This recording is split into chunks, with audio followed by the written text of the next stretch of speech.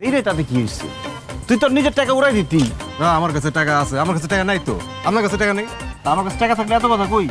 আর আমি হলাম চেয়ারম্যানের পুল, আমার কাছে টাকা রাখতে হয় বেটা। যেই জায়গায় যেই এমনি তো কাজ হয়ে যায়। যাই হোক ভিডিও কর। সারাদিন কি খালি ভিডিওই করবেন? পোস্টার ব্যানার লাগাইতে হবে না? চলো যাই। চল। চেয়ারম্যান সাহেব, ভোট চাইতে আপনার আশা লাগে? ভোট তো আপনাকেই দিব, সারা জীবন আপনাকেই দিয়ে আসছি। আরে সারা জীবন আমারে ভোট দিছে বলে সবসময় আমারে দিবা, এটা কোনো কথা?